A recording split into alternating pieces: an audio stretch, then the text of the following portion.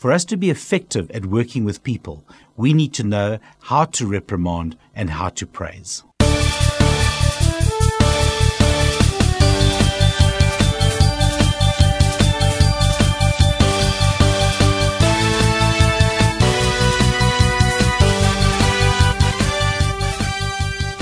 Whenever we work with people, there'll be a time where we have to reprimand. If we are setting certain expectations and then the person does a certain amount of work for us and it comes back right or wrong, that gives us the opportunity to either praise or reprimand. Now, the reprimand can be a very positive thing. Blanchard, who taught us a lot about good ways to reprimand, always these days talks about redirecting as opposed to reprimanding. Because what we're really doing is just pointing out what went wrong in the hopes that the person sees that and then becomes better at it for next time. Now, that's the objective of a reprimand. The reprimand is not to just get rid of your excess energy because you're upset and now you want to get it off your chest. That will never be effective. There'll always be a need for damage control after something like that. So if we want to be good at reprimanding, there's a basic process that we need to follow. First and foremost, we must satisfy ourselves that we were very clear in setting the objective up front. Because if we weren't clear in setting that very crisp and clear, then I think the fault lies with us. But let's say, yes, we have done that. The person had the time to take on the task and is now progressing down that road of delivering that for us. We've effectively delegated a task to somebody. Now, if that person comes back and the task was done badly, that deserves a reprimand, given that we first check that there wasn't a good reason for that to have happened.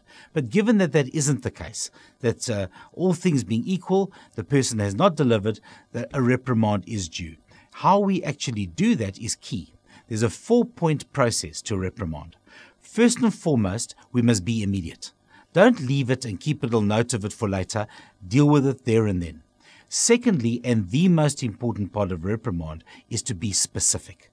It doesn't help to be generalizing about it. You're always late with things. No, yesterday afternoon you had a deadline for 5 o'clock. You brought this in at 6 o'clock.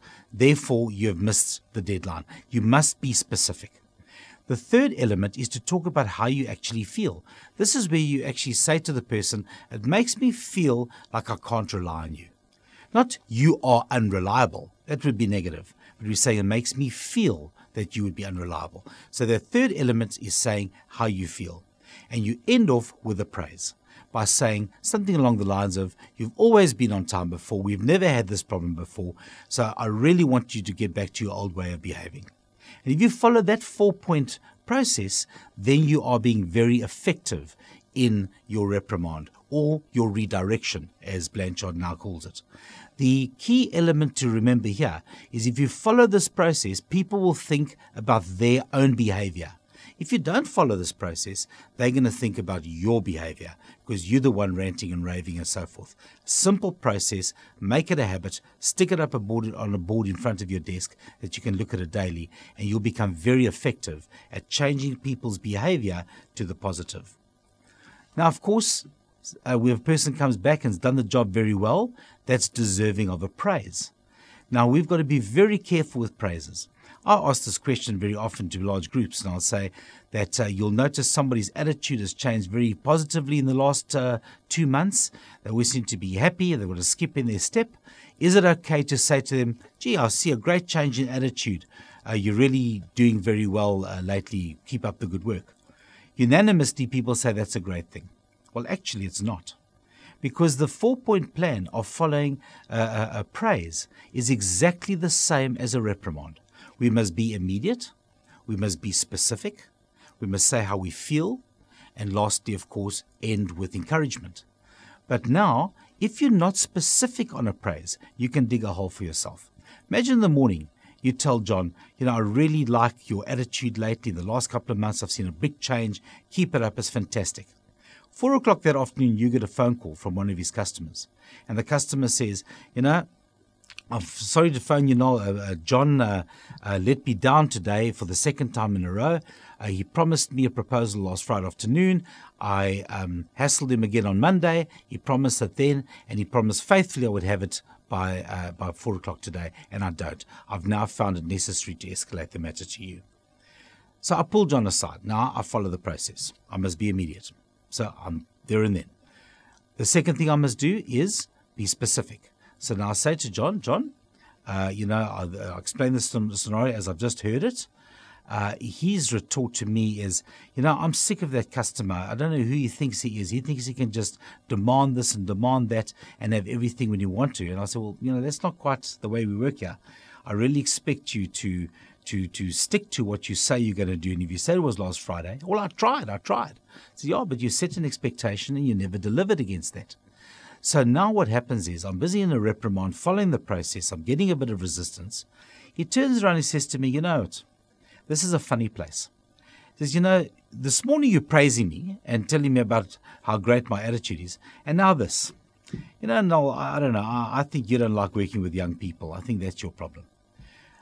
And now you start getting all kinds of problems coming to you, like it's your age, it's perhaps gender, it's perhaps race. All these different cards get thrown at you now because you are now reprimanding the person after you praised them this morning because it was non-specific. If we are non-specific in our praising, we can actually cause damage because we create the wrong atmosphere. What we've got to do is praise against specific things and reprimand against specific things. If we do either of those in a non-specific generalist way, we are picking a stick for our back and we will never be successful at that. So the art of it is, before I say that, let me say this. Many people ask me, can you praise too much? Well, I don't think you can if you follow this process of specifics. If you're not specific, then yes, it would appear that you're praising too much. And you're not praising too much, you're praising wrongly.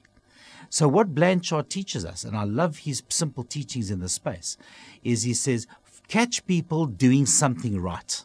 Because if you find them doing something right, you've got an opportunity to praise against something specific. That's the key, something specific. And then you can praise as much as you like. And on the same grounds, if you've got specific things, you can reprimand and coach so that you redirect people's behavior to positive outcomes.